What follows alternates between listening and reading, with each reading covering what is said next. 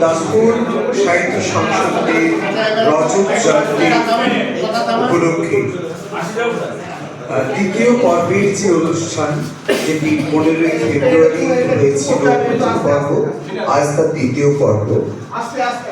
এই দ্বিতীয় পর্বের আলোচনায় আলোচক হিসেবে আমাকে আমন্ত্রণ জানানোর জন্য আমি আন্তরিকভাবে কৃতজ্ঞ দাসপুর সাহিত্য সংসদের সভাপতি শ্রী রবিচন্দ্র বেরা এবং সম্পাদক সম্মাননীয় ডক্টর পুলক রায়ের প্রতি, যে আমার মতো একজন সামান্য মানুষকে এই জায়গাটাতে আমি খুব একটু অস্বস্তি বোধ করছি, কারণ আমি এই মঞ্চের উপাসে থাকতে বেশি পছন্দ করি। তো আমি একটা কথাই বলবো যে এটা আমাদের ঘরোয়া আলোচনা, এখানে এদিক ওদিক নয় কিছু, কিন্তু আমরা সবাই একসাথে এই ভাবনা নিয়ে আমাদের আলোচনাটা করা। আর আজকে তনুশ্রী ম্যাডাম যা বলেছেন, তারপরে আমাদের সেনবাবু যা বলেছেন, সেখানে অনুগল্প নিয়ে অনেক কথা হয়েছে, অনুগল্পের ফর্ম নিয়ে কথা হয়েছে, অনুগল্পের ইতিহাস নিয়ে। আমি ওনারা যেগুলো বলে গেলেন না, সেই জায়গাগুলো একটু ছুঁয়ে ছুঁয়ে যাব, আর বেশি কথা বলবো না, চর্বিত চর্বণ করবো না। আমি প্রথমেই যে কথাটা বলবো সেটা একদম বিশ্বকবি রবীন্দ্রনাথ ঠাকুরের লিপিকা গ্রন্থে রবীন্দ্রনাথ এক জায়গায় বলছেন যে কথাটা। রবীন্দ্রনাথ বলছেন, শুধু শিশু বয়সে নয়, সকল বয়সেই মানুষ গল্পপোষ্য জীব। তাই পৃথিবী জুড়ে মানুষের ঘরে ঘরে, যুগে যুগে, মুখে মুখে, লেখায় লেখায় গল্প যা জমে উঠেছে, তা মানুষের সকল সঞ্চয়কেই ছাড়িয়ে গেছে। গল্প রচনার নেশাই হচ্ছে সৃষ্টিকর্তার সব শেষে নেশা। আর এই নেশাটি কিভাবে, কত রঙে ঢঙে পরিবেশিত হবে, তার মাত্রায় বলে দেবে সাহিত্যে তার অবস্থান বা মূল্য কিরকম হবে। এই মন্তব্যটি থেকে আমরা বুঝতে পারছি যে এই যে গল্পের ইতিহাস, এটা কিন্তু মানুষের একেবারে অন্তঃস্থল থেকে উঠে আসা জিনিস, এবং সেটা কিন্তু একেবারে সভ্যতার উষা লগ্ন থেকেই এসেছে। আজকে গোটা পৃথিবী জুড়ে যে সমস্ত লোককথা, লোকগল্প, রূপকথার গল্প ম্যাডাম বলেছেন, এই সমস্ত গল্পের মধ্যে কিন্তু অনুগল্পের একটা প্রভাব ছিল, অনুগল্পের একটা ছায়া ছিল। সেটা মোটামুটি ভাবে একটা আদল গ্রহণ করলো যার গল্পে, তিনি চার্লস বোদলেয়ার। 1869 খ্রিস্টাব্দে কিছু স্বল্প পরিসরে এক ধরনের সাহিত্য রচনা করেছেন, যেগুলোকে তিনি নাম দিয়েছিলেন প্রোজ পোয়েট্রি। এবং তার 1869 সালে তিনি একটি গ্রন্থ লিখেছিলেন, এই প্রোজ পোয়েট্রি তার প্রথম সংকলন, প্যারিস ক্লিন। এবং সাহিত্য সমালোচকরা এটি বলছেন যে আধুনিক অনুগল্পের প্রথম রূপ। এরপরে আমি চলে যাব আর্নেস্ট হেমিংওয়ের কথায়। দিদি গল্পটির কথা বলেছেন, আমি তার আরেকটি অত্যন্ত বিখ্যাত গল্প ক্যাট ইন দ্য রেনের প্রসঙ্গটি উল্লেখ করি, এবং ওই গল্পতে দিদি যে জায়গাটা বলেছেন, আমি সেই জায়গাটা বলবো না, একটু অন্য প্রসঙ্গ করবো। প্রসঙ্গটা এটাই যে আর্নেস্ট হেমিংওয়ে এই গল্পটা নিয়ে একটা ছোট গল্প আছে। ছোট গল্পটা এইরকম যে আর্নেস্ট হেমিংওয়ে তার অফিসের কলিগদের সাথে একটা বাজি ধরেছিলেন।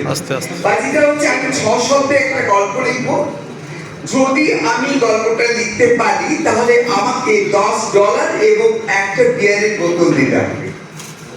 এটাই ছিল এই বাজি, এবং বলা বাহুল্য তিনি কিন্তু বাজিটা জিতেছিলেন। এবার আরো একটা কথা বলবো, এই গল্পের দিদি সূচনাটা করেছেন, কিন্তু এই জায়গাটায় একটা জায়গা আমার মনে হয়েছে এই জায়গাটা বলা উচিত, যে গল্পটার আমরা যখন পড়ছি, পড়ার সাথে সাথেই তো শেষ হয়ে গেল গল্পটা। গল্পটা মাত্র 6টি শব্দে, for sale baby shoes never old. এই ছোট অনুগল্পের যে সব থেকে মজার ব্যাপার, যে গল্পটা শেষ হয়ে গেল, কিন্তু পাঠকের মনে নানান রকমের প্রশ্ন পাঠকের মনে কিন্তু উঠতে থাকবে। কোনো পাঠক এটা মনে করবেন যে এটা কি তাহলে সেই দ্বিতীয় বিশ্বযুদ্ধের ভয়াবহতা বা যুদ্ধ বিধ্বস্ত সাধারণ মানুষের অসহায়তার কথা? প্রশ্ন চাকরি। কেউ ভাবতে পারেন যে বাচ্চার জন্য জুতো কেনা হয়েছিল, কিন্তু সেই বাচ্চাকে প্রথম পৃথিবীর আলোই দেখে, এরকমও ভাবতে পারেন। আবার কেউ ভাববেন এই গল্প আসলে 6 শব্দে লেখা গর্ভে মারা যাওয়া শিশুর জন্য এক মায়ের মর্মন্তুদ বেদনার অনুভূতি। এখানে কিন্তু অনুগল্পের সব থেকে বড় মজা এই যে নানান রকম ভাবে ভাবনার সুযোগ করে দেওয়া। এটাই অনুগল্পকারের সব থেকে বড় পরিচয়, যে যেখানে গল্প শেষ হবে সেখান থেকে পাঠকের বিভিন্ন ভিন্ন মাত্রিকে ভিন্ন মাত্রায় পাঠক ভাবতে শুরু করবেন। এই পাঠকের ভাবনার জগৎকে খুলে দেবে অনুগল্প। এটা কিন্তু ছোট গল্পের থেকে অনুগল্পের মধ্যে সবচেয়ে বেশি দেখা দেয়। সেই গল্পকেই আমি সার্থক অনুগল্প বলে মনে করব। এরপর আমি আরো কিছু ইংরেজি সাহিত্যের কতগুলি অনুগল্পের উদাহরণ দেব। যেমন নক, ফ্রেডরিক ব্রাউনের লেখা গল্পটি। The last man on earth sat alone in a room. There was a knock on the door. এই বাংলা অনুবাদ করে দাঁড়ায়, পৃথিবীর সর্বশেষ মানুষটি একাকী একটা ঘরে বসে আছে, হঠাৎ কে যেন দরজায় ধাক্কা দিল। মাত্র 2 লাইনের গল্প, সঙ্গে সঙ্গে শেষ হয়ে গেল, কিন্তু সঙ্গে সঙ্গে পাঠকের মনে প্রশ্ন জাগলো, দরজায় কি ধাক্কা দিয়েছিল, কেন ধাক্কা দিয়েছিল, নাকি এটি একটি নিঃসঙ্গ মানুষের স্বপ্ন দর্শন? এখানেই ফ্ল্যাশ ফিকশন বা অনুগল্পের সবচেয়ে মজা, যে এই যে ভাবনার জগৎ খুলে দেওয়া। আমি আবার একটি গল্পের উল্লেখ করব, জয়েস ক্যারল ওটস, তার লেখা একটি অনুগল্প। গল্পটির নাম উইডোজ ফার্স্ট ইয়ার। গল্পটি ছিল মাত্র 4টি শব্দ। গল্পটি এরকম, আই কেপ্ট মাইসেলফ অ্যালাইভ। এখানে দেখুন কি অসাধারণ ব্যঞ্জনা রয়েছে, অসাধারণ ব্যঞ্জনা। একজন বিধবার কাছে নিজেকে বাঁচিয়ে রাখার প্রচেষ্টাকে এখানে যেমন প্রাধান্য দেওয়া হচ্ছে, তেমন অন্যদিকে পুরুষতান্ত্রিক সমাজে নারী সমাজের প্রতি চরম উদাসীনতা কিংবা হিংস্র মানসিকতার স্বরূপটিকেও উন্মোচিত করে দিচ্ছে এই গল্প। এবার চলে যাব আরেকটি গল্পে। এই গল্পটা হন্ডুরাসের লেখক অগাস্টো মন্টেরোসের লেখা ডাইনোসর। গল্পটি এরকম, upon walking the dinosaur was still bear. Bangla করলে এরকম দাঁড়ায়, হাঁটার সময় ডাইনোসরটি তখনও শিকারে ছিল। গল্পটির মধ্য দিয়ে আমরা এটা অনুভব করতে পারি যে আমরা কখনোই আমাদের অতীত থেকে বিস্তৃত হতে পারি না, কারণ ডাইনোসর প্রাকৃতিক সিচুন, কিন্তু অতীত আমাদের সাথে সাথে ঘুরে, অতীতকে নিয়ে বর্তমানকে চলতে হয়। এখানে এই গল্পটির সার্থকতা বলে আমি অন্তত মনে করেছি। এরপরে চলে যাব আর একটি গল্পে, দ্য সার্চ। গল্পটি লিখেছেন মেক্সিকান লেখক এডমান্ড ভালাদেস। তিনি লিখছেন, those marinate sirens that hold roaming the city in search of Ulysses. Bangla করে দাঁড়ায় এরকম, সেই উন্মত্ত সাইরেন গুলো যারা শহর জুড়ে ঘুরে বেড়াচ্ছে। এখানে দেখুন এই সাইরেন, এটা যুদ্ধ, ধ্বংস, পতনের প্রতীক, মনুষ্যত্বের স্খলনের প্রতীক। আর ইউলিসিস এখানে সদর্থ শুভ চেতনার প্রতীক। পৃথিবীর ইতিহাসে সব সময় শুভ চেতনাকে অস্ত্র দিয়ে ধ্বংস করার প্রচেষ্টা চলেছে। তাই কবি জয় গোস্বামীর অস্ত্রের বিরুদ্ধে গান কবিতাটার কথা আমার মনে পড়ে যাচ্ছে। সেখানেও ওই কবি বলছেন, আমার একটা কোকিল গান গাইবে সহস্র উপায়ে। যুদ্ধের বিরুদ্ধে গানকে তিনি হাতিয়ার করেছেন এই কবিতা অনুগল্প। এরপরে আমি একদম এই সময়ে তিনটি অনুগল্পকারের কথা, তাদের তিনটি অনুগল্পের ব্যাখ্যার মধ্য দিয়ে আমার আলোচনা শেষ করব। এদের গল্প আপনারা হয়তো পড়েছেন বা পড়েননি, কারণ এরা খুব পরিচিত নন, কিন্তু আমার কাছে এরা অত্যন্ত এদের গল্প আমি পড়েছি, অনুগল্প বিশেষ করে এদের অনুগল্প আমাকে ভীষণভাবে ছুঁয়ে গেছে। তার মধ্যে একজন যার নাম আমি উল্লেখ করব, তিনি গৌতম সাহা। গৌতম সাহার একটি গল্প হৃদয়ের কথা।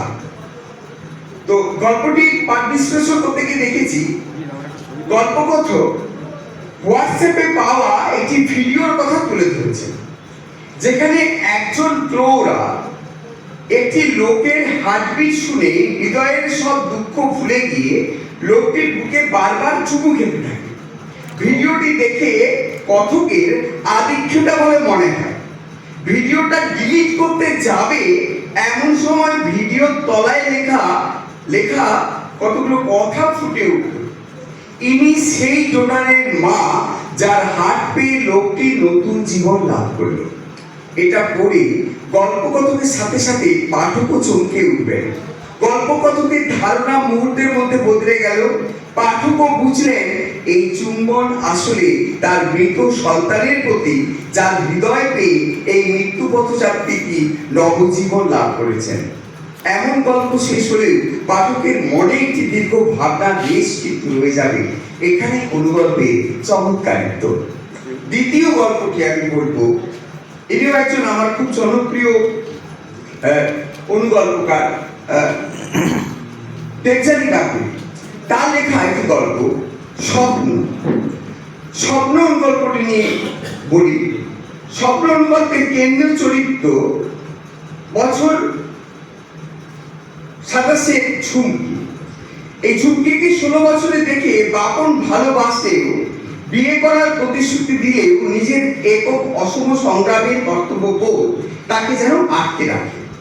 একফালি ঘরে মা মেয়ের সংসার, একদিকে মালিকের ভাড়া বাড়ানোর হুমকি, অন্যদিকে বছর 28 ভরা যুবতীর বিয়ের দেখাশুনো এলেই যে কোনো অজুহাতে নাকচ করে মা। এদিকে বাপন পিয়নের চাকরি পায়, অন্য পাড়ায় যায় তা কিনে বাড়ি করে। সে নিজে এসে চুমকির খবর নেয়, কিন্তু চুমকি জানে ওকে স্বপ্ন দেখতে নেই।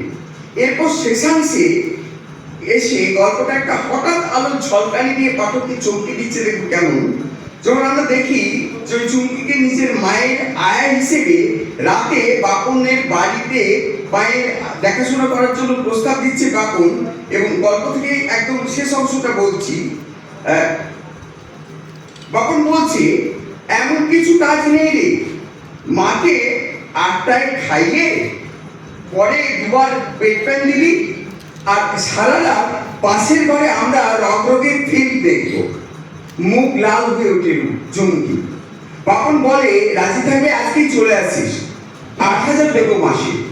বিকেলে বাড়ি ফিরে আয়ার কাজ নেওয়ার অনুমতি নয়, মাকে সিদ্ধান্ত জানায় চুমকি।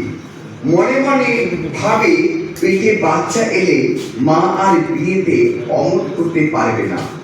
এখানে দেখুন এই চুমকি চরিত্রে যে বিবর্তন, এই বিবর্তনের ক্ষেত্রে স্বপ্ন যেন এক নিয়ন্ত্রক সত্তার অধিকারী হয়ে উঠেছে।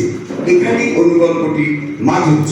শেষ গল্প করব, গল্পটির নাম দুকা। গল্পটি লিখেছেন সুস্মিতা সাহা। ইনি অত্যন্ত জনপ্রিয় গল্পকার। এর অনেক গল্প আনন্দবাজার পত্রিকা এবং বর্তমান পত্রিকাতে প্রকাশিত হয়েছে। তার লেখা একটি গল্প। এই গল্পের শুরুতেও চমক, শেষেও চমক রয়েছে। অসম্ভব শৈল্পিক গুণ, নিম্নবিত্ত মানুষের প্রতি উচ্চবিত্ত মানুষের যে ঘৃণাবোধ এই গল্পের মধ্যে আমরা দেখতে পাই, এবং বিপরীত মুখে রয়েছে এদের প্রতি চরম ঘৃণা ও প্রতিশোধক্রিয়া। গল্পটা এরকম, বছর 21 পলাশ মেদিনীপুরের এক গ্রাম থেকে এসে বিশ্ববিদ্যালয়ের খরচ জোগাড়ের জন্য বড়লোক সৌকন্যা শ্বশুর মশাইয়ের দোকানে এবং সকালে ওদের বাড়িতে কাজকর্ম করে। এদিকে অত্যন্ত নিম্নবিত্ত কিন্তু শিক্ষিত পরিবার থেকে নিয়ে আসা বৌমার নাম উচ্চারণের সুবিধার জন্য বদলে দিতে তাদের কুণ্ঠা হয় না পলাশকে প্যালা বলে ডাকতে। একদিন সকালে বাড়ির কর্তা ও গিন্নির জন্য চা তৈরি করে প্রতি কাপে একদলা করে থুতু মিশিয়ে দেয় পলাশ। সৌপর্ণা সব দেখেও নিজে হাত বাড়িয়ে পলাশের থেকে চায়ের কাপ সহ ট্রেটা নেয়। লেখিকা শেষ অংশে লিখছেন যে দুজনের মধ্যে কোনো বাক্য বিনিময় হয় না, দুজনের চোখের ভাষায় প্রতিশোধ, প্রতিবাদ এবং নিঃশব্দ বিপ্লবের জিনিস। দুটি কেন্নকে চায়ের কাপ পৌঁছে দেওয়ার জন্য এগিয়ে গেল সৌপর্ণা। গল্পের ইঙ্গিতময় ভাষায় নির্বেদ কারুকাজ সচরাচর চোখে পড়ে না। এইখানেই অনুগল্পের চমৎকারিত্ব, অনুগল্পের বৈচিত্র্য এবং অনুগল্পের সার্থকতা। আরো অনেক বলার ছিল, আরো অনেকজন বলবেন, তাই সংক্ষেপে এখানেই আমার আলোচনা শেষ করলাম। ধন্যবাদ।